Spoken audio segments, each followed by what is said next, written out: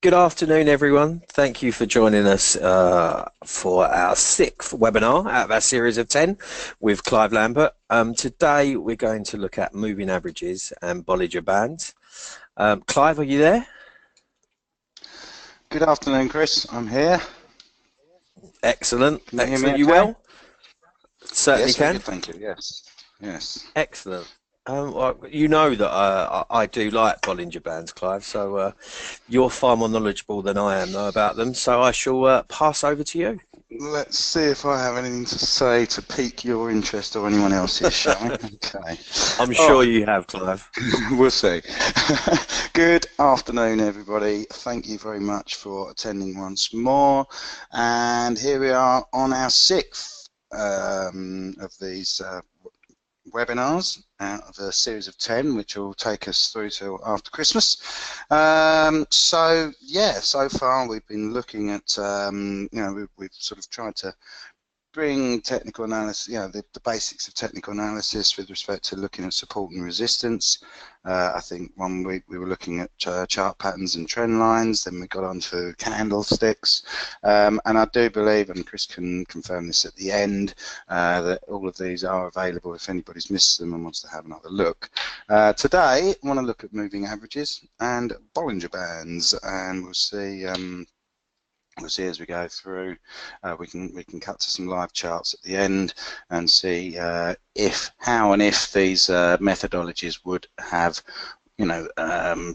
worked well or not well on current market conditions. So where do I do this thing? Right. Okay. So really, moving averages and Bollinger Bands, I usually bunch in with indicators as an entire subject. So the first few slides are just introducing the broad concept of indicators, and next week we will get on to what most people sort of class as indicators, which are the momentum studies like RSI, stochastics, MACD, those sort of things. But for me, the very basic indicator, if you like, is the moving averages, is a moving average. An indicator is a mathematical operation. It uses the basic data set to try and provide further clues as to what's going on with respect to direction and momentum of the markets. Some are trend following, some try to pick short-term turning points within a trend. I think it's a very popular misconception that indicators or any kind of extra sort of overlay that you put on a chart are some sort of holy grail and the answer to all of our questions and needs and wants when it comes to trading using charts.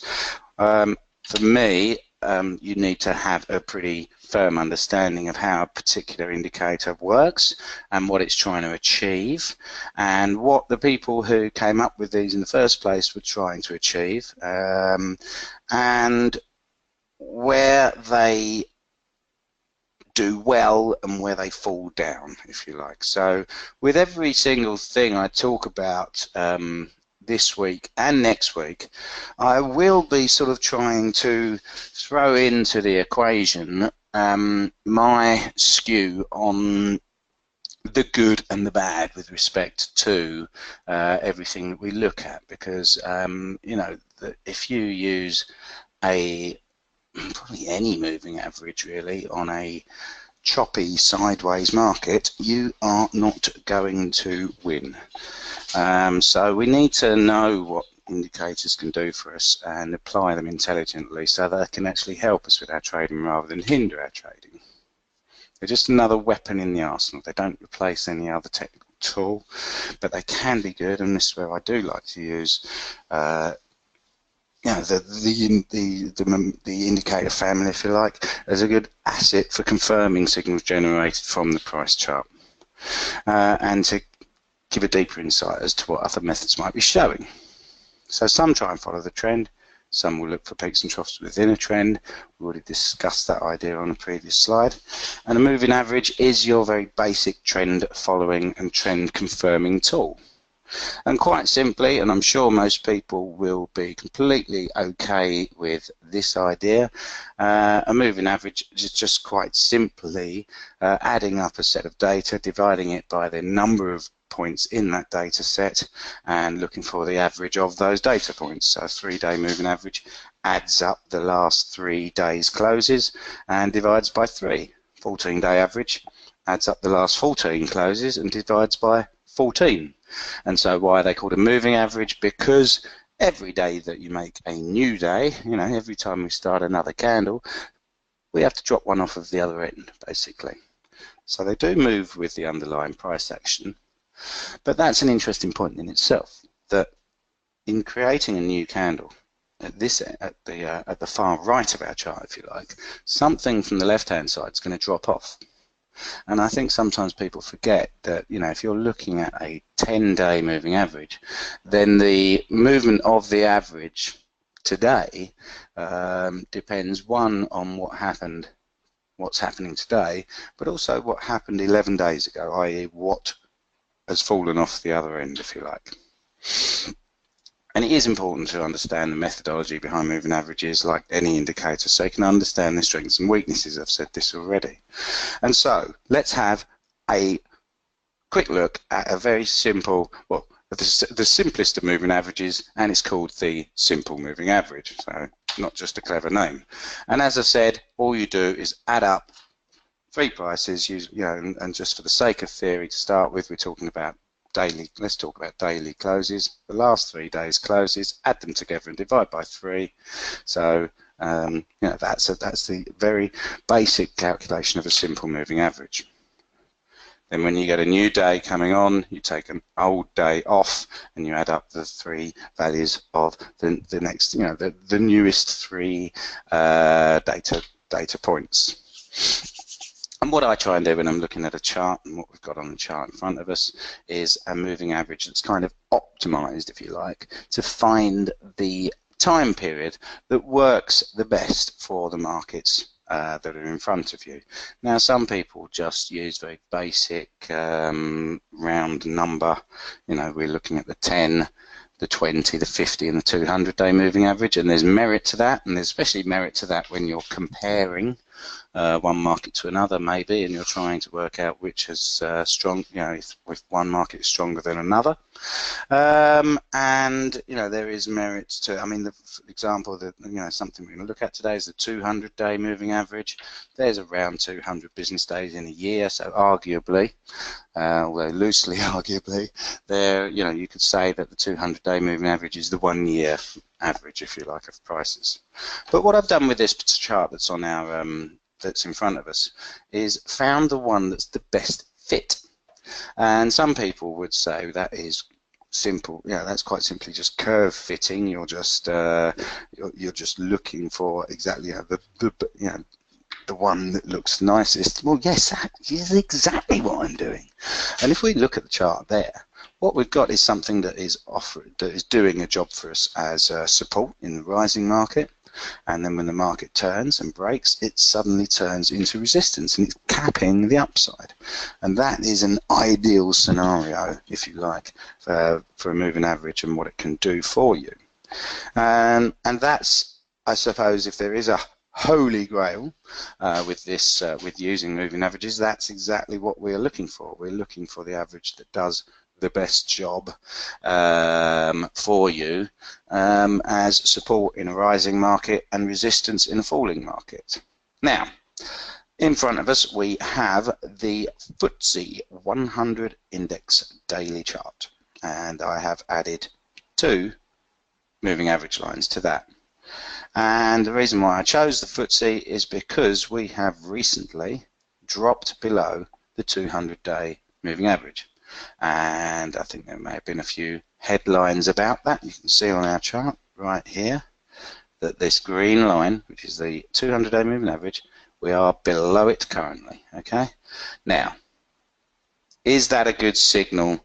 Is that a good long-term bear signal? This is obviously quite a smooth line. It's got 200 days worth of data in its calculation. This is let's go through a couple of the things we need to think about with moving averages. It's a smooth line. It doesn't respond quickly to market movements. We saw a sell-off from here, which was something like 7,450, down to 7,100 back there in April, and we continued to go higher. The 200-day moving average continued to go higher. It just had a very slight little dent, if you like, in its rate of ascent at that time.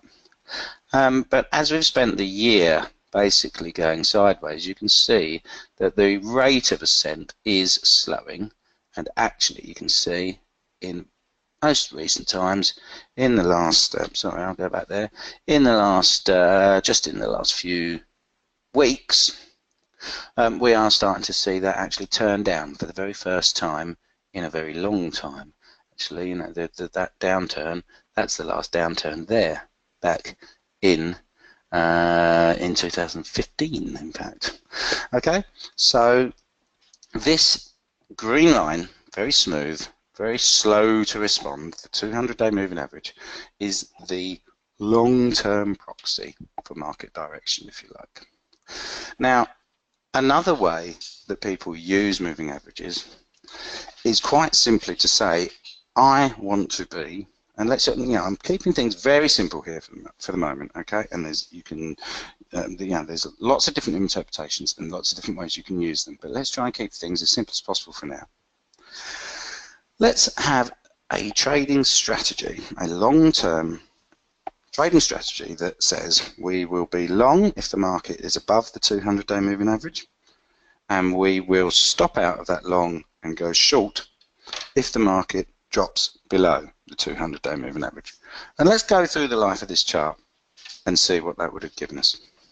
Okay, so we would be long on this left-hand side of the chart, then we would have gone short here, covered it here, gone short here, covered it here, gone short here, covered it here, and sorry, when I say covered it here, we would have gone long each time as well, and then got short again and stopped out the long and got short, and then we would have got up to here and we would have stayed short.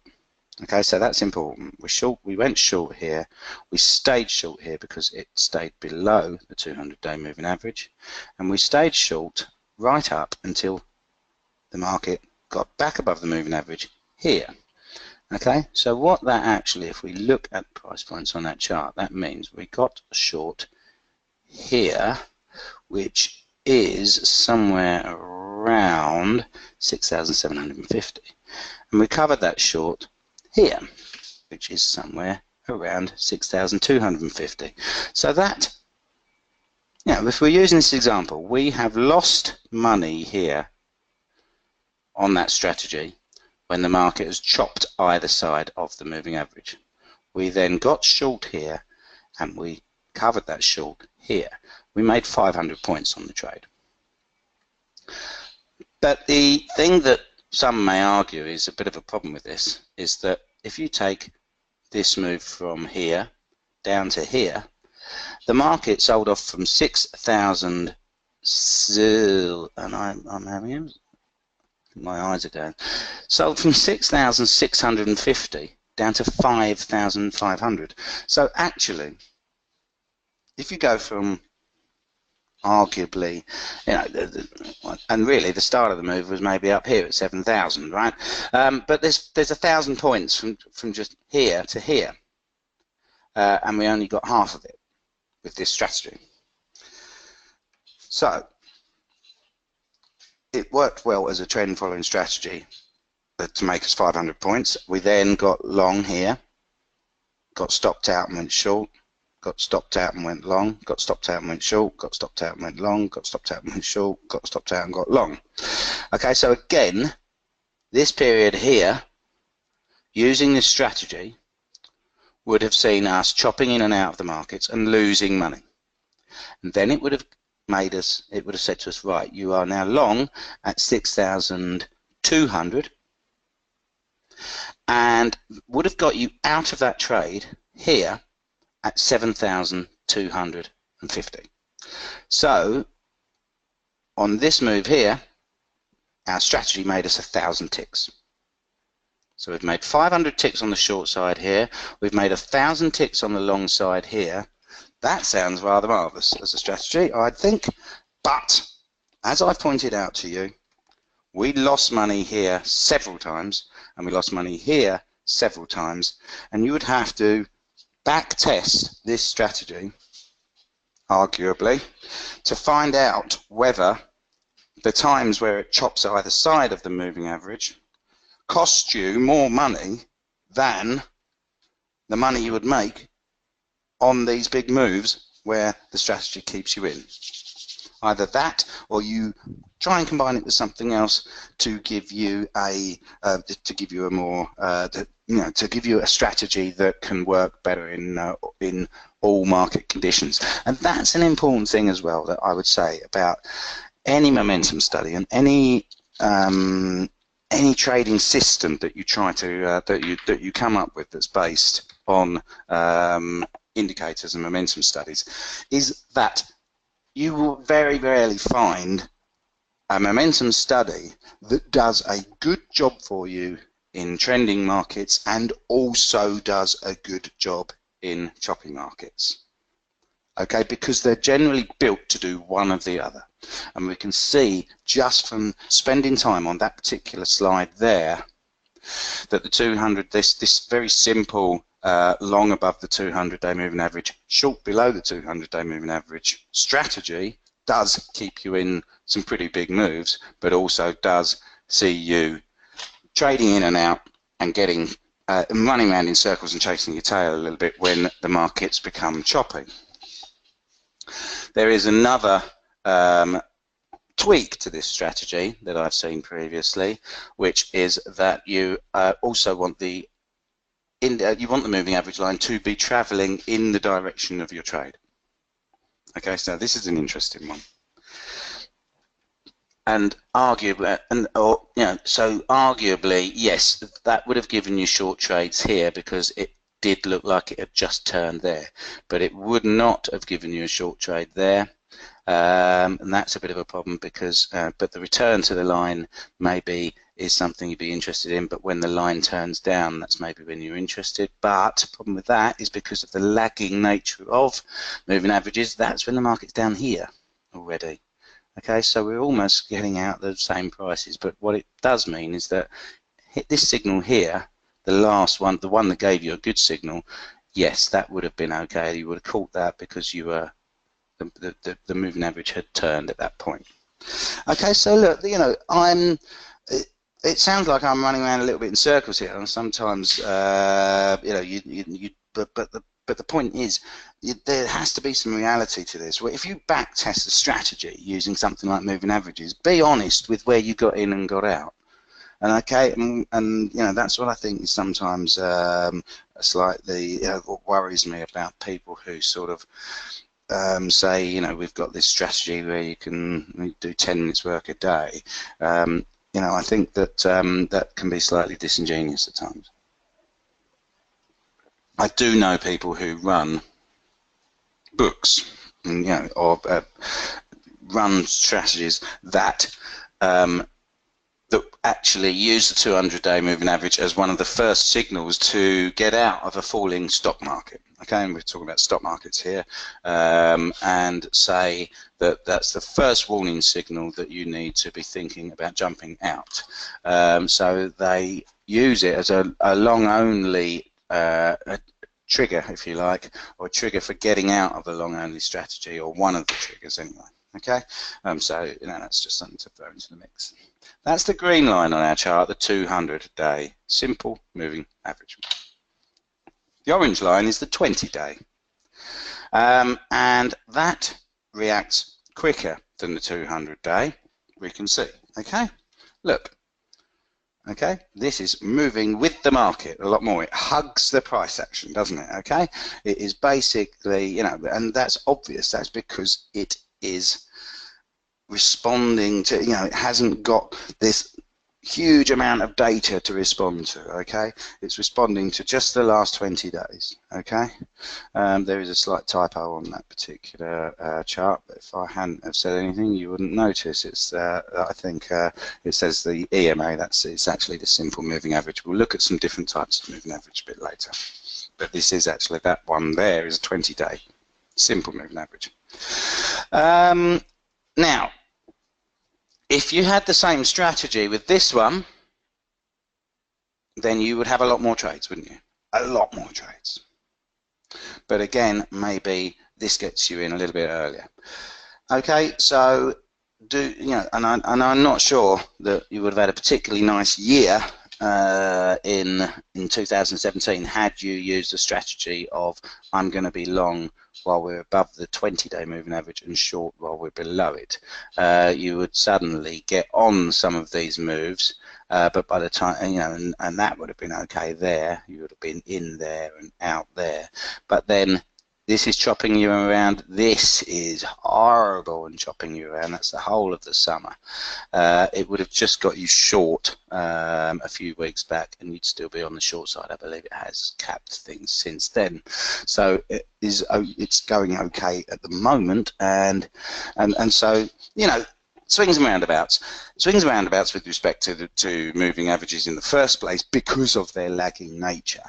Okay, and swings and roundabouts even when you start to look at different time frames. Okay, but here's the important things. People say to me, what's the best moving average to use? And that is one of those questions that's a little bit of a how long is a piece of string question. And I mean, there are machines that you can use to find the best moving average. But I can tell you right now that it's not going to be the same across every market. You can't just say 25 is the best moving average. And the other thing you can't do with it is say that, what's the best moving average is like saying what's the best car on the road. Okay, everybody has different things that they want to get out of a car. Okay, the best car for me may not be the best car for someone's granddad. Because of the practicalities of them owning the sort of car that I'd like to own. Okay, so it's a little bit of a how long is a piece of string type of question. It is a question, actually. I remember sitting in on a seminar about, it's got to be about 10 years ago now, it might be even longer, and Citibank at the time had a technical analyst who did ask exactly that question of their computers, if you like, and basically ran an optimization type of thing across about 150, 200 currency pairs, I think, and basically said to the computer, what's the best moving average on a daily chart? And the computer came out with one of those Hitchhiker's Guide to the Galaxy moments, I think, where the answer to life, the universe, and everything is 42.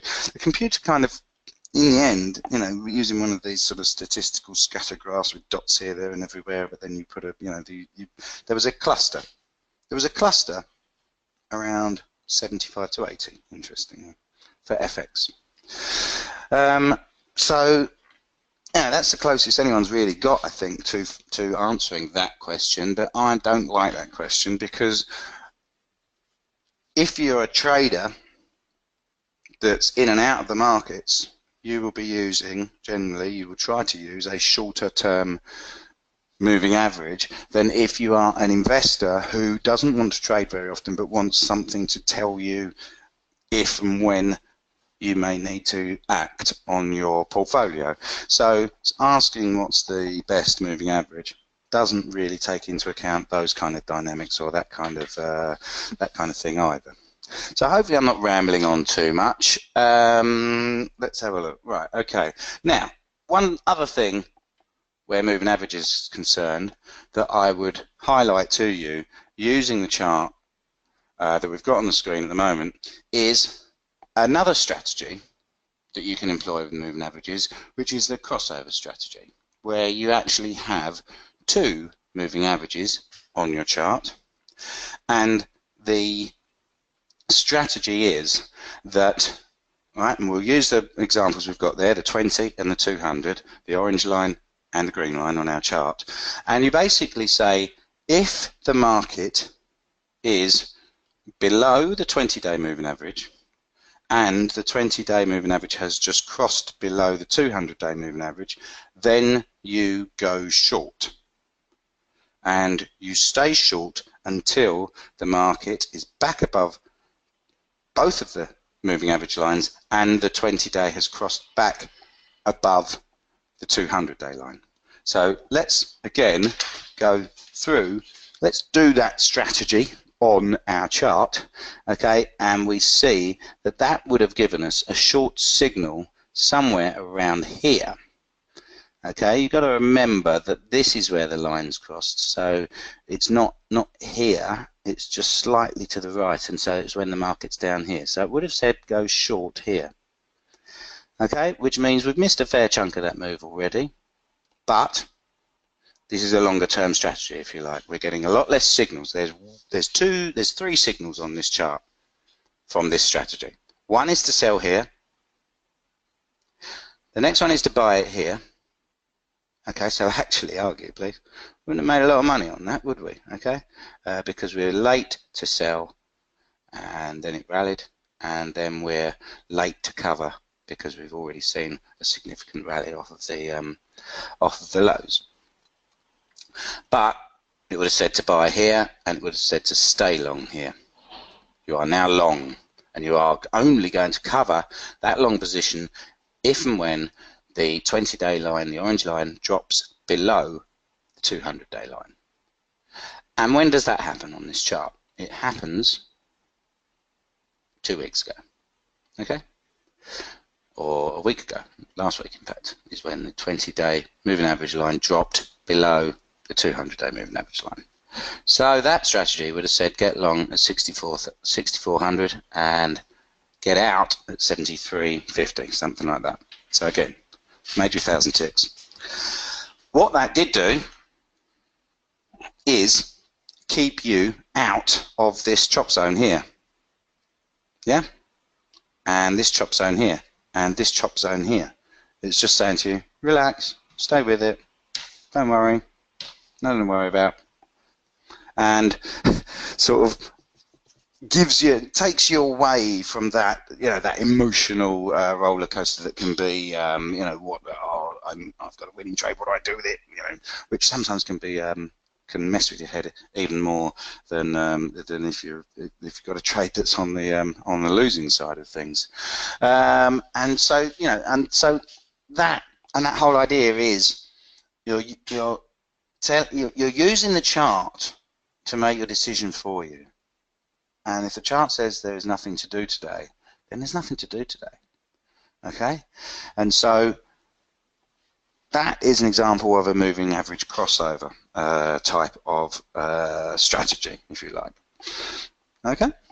Has anybody got any questions on moving averages at all before we move on to our next subject matter, the old Bollinger Bands? Incidentally, let me see if I can, what have I got here? I know a lot of you look at the DAX, and this is the DAX chart right now. And on this DAX chart, I have put a 55-day moving average, and the green line is the 200-day moving average. And you can see that the DAX has been above the 200-day moving average line since July 2016. Brief dip through it there, came back, brief dip through it there, came back within a day. And so this was an interesting area. This was an interesting time for me. This was back in August when the market dropped through the 200-day moving average and was trading below there for the first time in a very long time, and then came straight back again. Where's that 200-day moving average right now? It's at 12,530. And I think one of the things we talked about last week was that if the DAX broke through 12,900, then it could go to 12,500. And one of the reasons why that was based on Fibonacci. We've got 12,890 there as the 38.2 retrace. We've got 12,500 here as the 61.8% retrace. And we were talking about Fibonacci last week. Of this last move, only of the short-term move from there to there, okay? But that coincides with the 200-day moving average. and the blue line, the 55-day moving average, coincided with a 38.2% retracement. And I think one of the things I said right at the start of this whole, and hopefully a few of you are returning and you've listened to me rambling on about charts already over the last few weeks. And I think one of the things that I said that interested me, and one of the times when I'd like to, look at charts and when I get interested, if you like, is when different things say the same thing. And for me, this pretty reliable 55-day moving average, the blue line, coinciding with the first short-term Fibonacci line, along and also the bigger picture, well-watched 200-day moving average line coinciding with the short-term 61.8% Fibonacci level interests me and says to me, if we break here, we go straight to here. And I think I sort of talked about that call last week, and we're still waiting for that to happen. We are still holding above this 12,890 level. We saw a dip back through there on Friday, although we all know that Friday was a sort of a difficult day. News flow that didn't turn out to be. Oh, I think Mr. Trump called it fake news, so it must have been fake news because Mr. Trump is the man, isn't he? Sorry, I shouldn't talk about politics. I should just talk about charts. Slap on the wrist for Clive. Right. So there's some sort of practical application, if you like, of technical of moving averages on some current charts. And so, shall we jump back to the slideshow now? It doesn't appear that anyone's got too many questions. So let's have a look at the old Bollinger Bands, shall we? And yeah, this is where Chris is going to get all excited, hopefully. Absolutely. You never know. Oh, there he is. Okay, yes, happy man. Now, Bollinger Bands are actually based around a moving average line, and they're used to give an idea. They can, one of their more common uses is to give an idea of when things are getting overbought or oversold. Because we place two lines either side of a 20-day simple moving average, and we place those lines at 2 standard deviations from that middle line. And that's a mathematical, statistical, if you've done statistics, you'll know about standard deviations, and what that tries to do, what that aims to do, is to contain 95% of the price action within the bands. Okay, but the markets have a slightly different skew on that statistical bell curve, and so in market terms we usually get around 80, 90, 90% of the data sitting within the bands, because the markets do generally have fatter tails, if you like, if that makes any sense to the statisticians who are listening in. This is an example of Bollinger Bands doing a nice job in a sort of choppy sideways markets. Okay, and what we've got here is, so there's our 20-day moving average, there's our bottom Bollinger line, and there's the top Bollinger line, and the markets are just, as you see, just dipping, right, just trading between the two. This next chart shows, as with many overbought and oversold indicators that things we're going to look at next week, things can go a little bit wonky when the market starts to trend. Here we have a move through the bottom of the Bollinger line, and that actually starts a move where a significant move lower, the market trends, and what the Bollinger lines do at this time is that they kind of balloon outwards. Okay, that one goes up to there, this one comes down to here.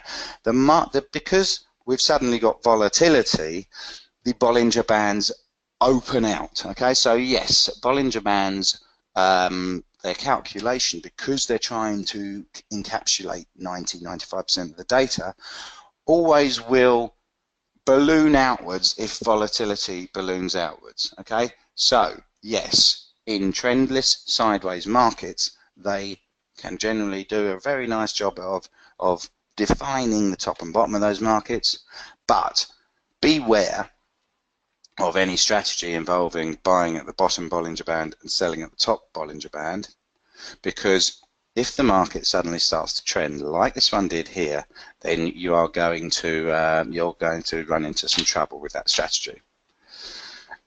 So basically, yes, that tells us there's two main uses, and they're the opposite of each other. And this is a rather interesting sort of dichotomy that we have, really.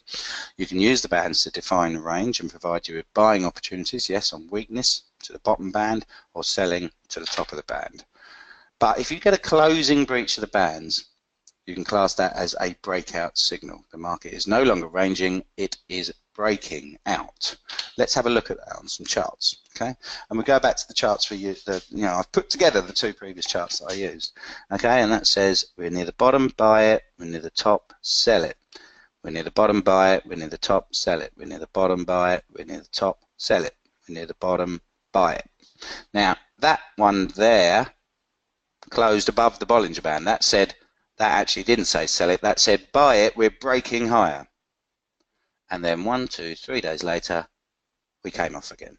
So that didn't work. That was a bad signal. Here we get to the bottom Bollinger Band, so you would buy it, but then when we close below the bottom Bollinger Band, you get out of that long trade and you cover it and you go short. That's what our strategy is for now. Just bear with me. And so you are short, and that this time that trade should make you some money, because yes, that was a clean breakout signal, and we did break lower after that. Okay, so can do a good job for you ranging, but you are best served abandoning that strategy if you see a closing breach of the line, either a green candle that closes above the top line or a red candle that closes below the bottom line, because that is then giving you the we're not in a range anymore signal, if you like. Okay, so we've got both conditions there. This is an interesting chart, and we might be able to have a look at some live charts to show this kind of thing. What we see there is the Bollinger Bands getting very tight, very close together, and that in itself, well, what that means is that volatility is contracting. The bands are getting tighter together. That's the result of contracting volatility. Excuse me, I'll just slurp on my water. When you see the Bollinger Bands contracting like this, you should be on alert, because when markets are contracting, there's usually only one net result, if you like, which is an explosion out of the Bollinger Bands to say, okay, contraction period over, we're moving again. And if you see that, and here was, that's the tail end of that chart, and bang, we got to close above the Bollinger Bands there, and bang, this market moved. Okay, now this is actually some old charts that I that I've used when I was doing these kind of things with traders who are trading spreads on the European government bond markets. If we go to our trading view charts that are supplied, the advanced charts on the DF Market platform, and where's my Bollinger Bands on this? There is the DAX. That is a 4-hour chart, and I have the Bollinger Bands applied to that. Okay, so that is, and the way you do this, just for your, let's just delete that for a minute, and I can show you how you put it on. You right-click on the chart, you insert an indicator, they're right there, Bollinger Bands. Okay, and there they are on the chart. Okay, so yes, that's a 20-day, that's a 20 period moving average. This is the top Bollinger line, 2 standard deviations away, and this is 2 standard deviations below. Let's have a look at that on let's say a daily time frame and see what sort of clarity, what sort of information it may have given us. Okay, here we go. Okay, so sell signal there. Okay, let's just start. Let's start here. Sell signal there. If you bought back when we closed back in the lines, then you would have made a small amount of money on that trade there. Same sort of, you would have lost a bit of money here with, no, sorry, that's the middle line. Never got up to the top line. These candles held the bottom line. And so did these, actually, because on a closing basis, we closed back above there. So did that. This is an interesting area here, because we've seen forays through the Bollinger bottom line, and then we've recovered, and that's done rather well. Gave you a buy signal here, a breakout buy signal here, and you know, and hopefully you wouldn't have failed to have made some money on that particular signal there. We actually gave another buy signal there, another one there, and another one there. Okay, so you know that's not the only buy signal on the chart. That one there, because we do get later buy signals as well. Some people build strategies where they add every time there's a buy signal, and so yes, you know that's true. We do get, you know, you can build a position by adding each time you get a buy signal. But there's an interesting tag of the top line and then falling over. That visually is a worry to me. This is interesting though, because wherever we've been finding the buys, the bottom Bollinger Band has been another thing that has been saying to us that the market is bottoming around this 12,850 area for the DAX on the daily in recent times. Got a couple of questions coming. Let's have a look. I can see that these indicators are lagging indicators. Do you use these confirmation? Do you use any other leading indicators?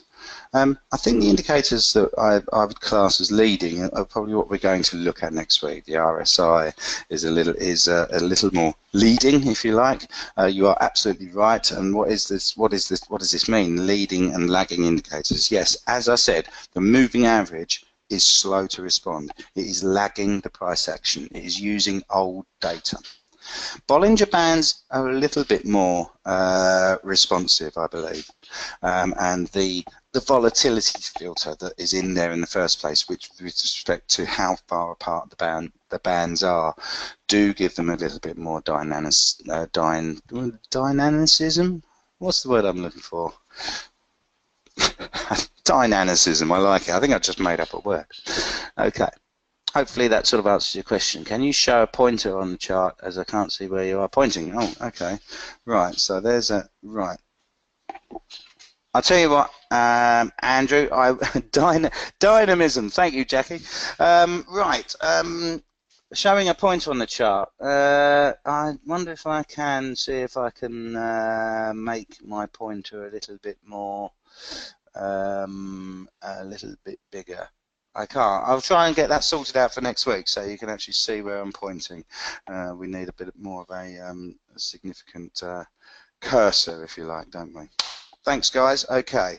All right. So, what else have I got left slide-wise with respect to Bollinger Bands? Let's just get back to that and finish the slides, and then we can field some questions and see where we're at. If I just minimize these, I might get back to the slideshow. No. Okay, let's do this then. Let's do this.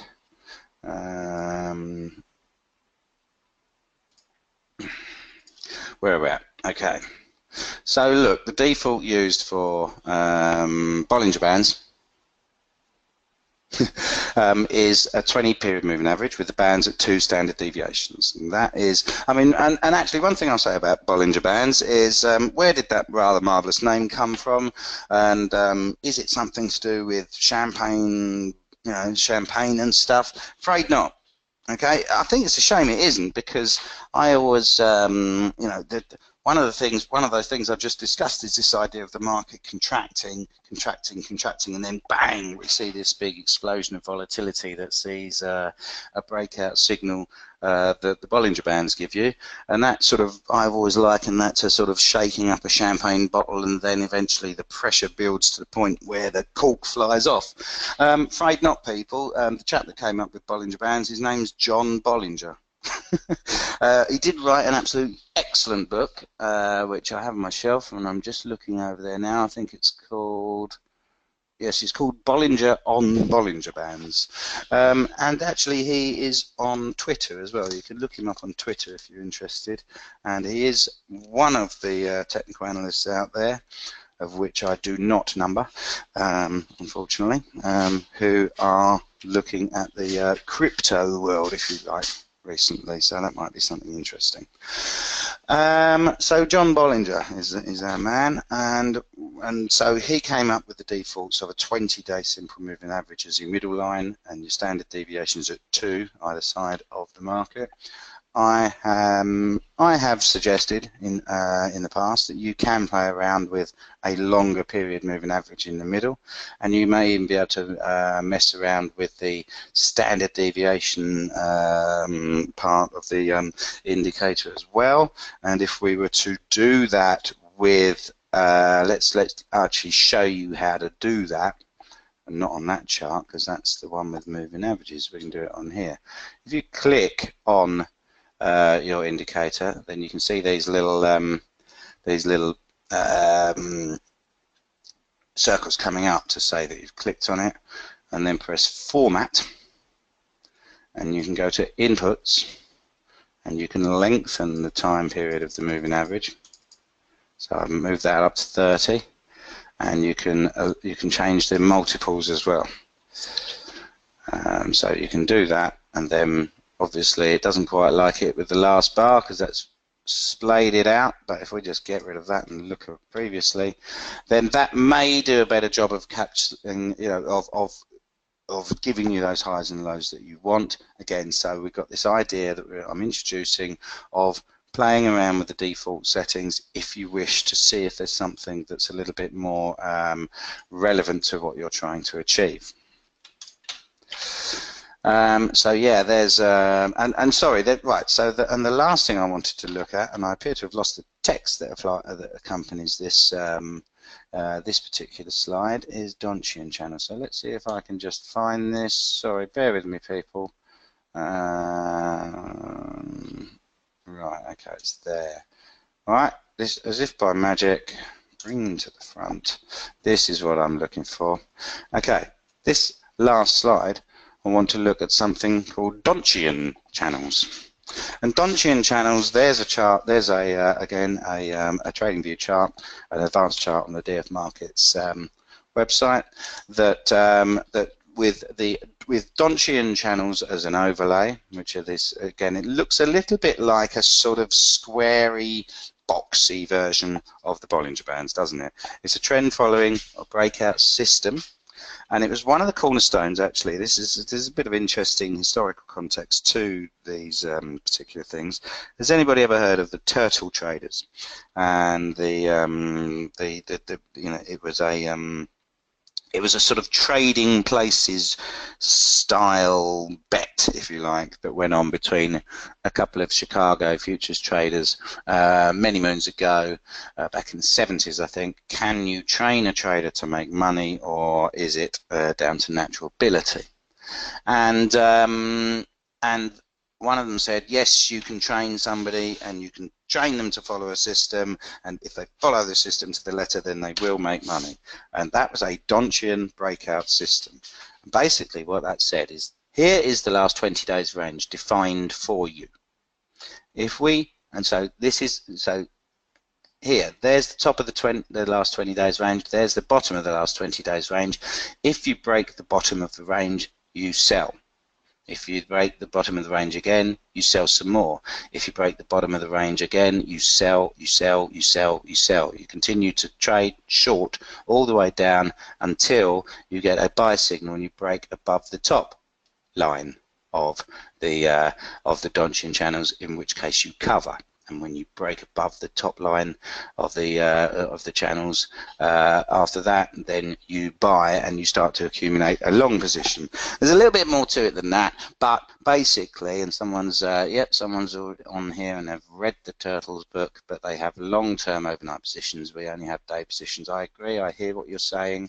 But you know, this, and also the other thing about the Turtle system that you need to know is that this was scanning hundreds of markets and was being applied to hundreds of markets. Okay, so at any one time, out of the hundreds of markets that this system was employed to trade on, it may have open positions in 5 or 10 or 15.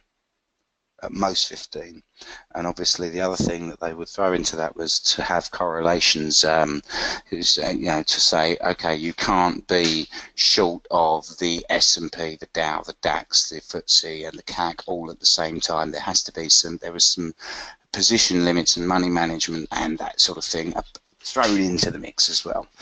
That happens every week, doesn't it? I must get McAfee to go away and do that, schedule that for another time. Every week in the middle of this webinar, that does that. Now look, yes, okay, Anna, I hear what you're saying, I agree, but something like this can be useful maybe on an intraday chart, where you say, if you put a short trade on here, I'm going to cover it above the top of the Donchian line. Okay, if and when we go above here, I will cover the trade. So you would have covered the trade in this instance right around here. Okay, so it is in Bollinger Bands you could do the same thing. You could use a top Bollinger line as a trailing stop for a short trade, or the bottom Bollinger line as a trailing stop for a long trade. That's the sort of thing that you may want to look at, these sort of indicators and these sort of overlays, how you want to think about how you could utilize them for what you're doing. Okay, so I do believe, yes, that is my last chart. We are at 12:52 here in the UK. So yeah, it says, any questions? As we couldn't exactly see what you were pointing at when explaining the Bollinger Band examples, could you go through that again, please? I think we're going to have some trouble with the, hang on, where's the charts? Let's try and get this. That's the moving average one. That's the Germany one, okay. Well, we've got the slides, Kim, and I think you can ask for the slides to be sent over to you, Chris. Is that correct?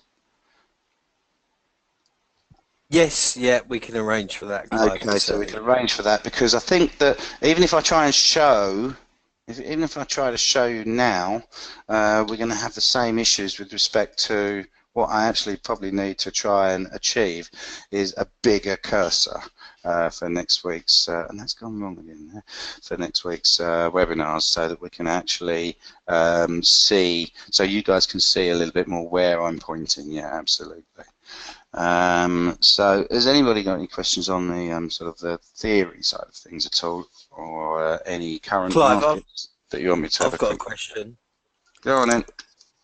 McAfee, is that product placement? Well, that keeps coming up every week and you're getting paid for it. Yeah, no, maybe I should speak to them and see if I can get something out of that. Yeah, no, every week I'm like, oh no, there it is again. Okay. You got a sensible question, Chris? No, sorry, that's okay. No, well, that's fair enough. Okay. All right. Has anybody got anything they want to just look at quickly while we're here? So, look, outlook-wise, I think the markets that people have asked me to look at on previous weeks have been the DAX, and not a lot has changed in that in the last 2 or 3 weeks. If we look at which chart do we want to look at? We want to look at that one. We can see that the 38.2% retrace of the last move higher from here to here is this 12,890 level, and it's holding. We dip through there and we rally again. Today does see us below this 55-day moving average, which is something I quite like for the DAX, so that is a slight concern for now, but the 200 is further down here. So we're just chopping at the moment in the DAX between support here and resistance up here. And the same thing, actually, I just put out a note on another site, Euro US dollar, I think. Interesting. on something like a 30-minute chart is that, look at this, we just keep topping out. Here we have a high at 1875, 1875, 1870, what's that, 1878, 1876, 1876, 1873. So we just, the clear resistance in that area right there, and that that's been pretty clear as day. If only I could bung it on the chart. There we go. And there's a nice little hammer candle this morning on that 30-minute chart that stopped the rock, but we have again failed just shy this time of that area of resistance. But look where the buyers keep stepping in. We can draw a similar line. It doesn't have to be precise. We're talking about areas here, if you like. Come on, let me draw the line. Around here, just around sort of around this area here, where we've got, it's all lower shadows just below that line. Look, we'll stick it on that low there, and every time we get down to that area, which is 1836, we're seeing bounces. So there's a nice consistent range play going on there in that one at the moment, and I wonder if we were to apply the Bollingers to that. Why does it keep doing this? That's annoying, isn't it? Get off. Then we can see the that gave a full sell signal there, but these are interesting. These sort of hammer candlesticks that pierce through the line and then come back up again. Shooting star with a high at the top of the line gave a sell signal there, and then came back into the Bollinger Bands after that hammer there this morning. What have we got? We've got another question, and I think we're getting near the end of the questions here, possibly. Okay, so Andrew's given us a clue as to how to use the charts that I'm using, so I will have a look at that. And the last question we got: if there's no fake news on Friday, we would have DAX at 13,400. How to get rid of this with market manipulations in the US? Yeah, very good question. Very good question indeed. I'm not sure that you would have had the DAX at 13,400 were it not for Friday's news in the US. I think that the market, I can hear what you're saying, but I beg to, the price actually, if that was the case, then it would have gone back to 13,400. The market is not, the DAX doesn't want to be at 13,400 right now. Yeah, as a technical analyst, so I'll just say one more thing. I'm trying, that sounds a bit woolly. Yeah, I'll say one more thing. As a technical analyst, I believe that everything's in the price, okay? So the DAX, the price of 13,025 that it's at now is the right price. The market has set that price. Fake news or no fake news. And when we get Thank new you so much, Clive. We get a new price. Thanks very much, guys. Sorry to interrupt you. Yeah, sorry to interrupt you. We have got 1 minute left, so we're going to have to wrap it up there. Thanks, as always. Very informative. Part 7 next week, which is our last one before Christmas, I believe, and we're looking at momentum indicators. In the meantime, if you need any further information from the markets or products we offer, please do come to our website and use the live chat function, or you can email us, or you can, of course, pick up the phone. Thanks again for joining us. Thanks, Clive, and we will see you same time next week. Bye-bye. Thanks a lot. Bye-bye.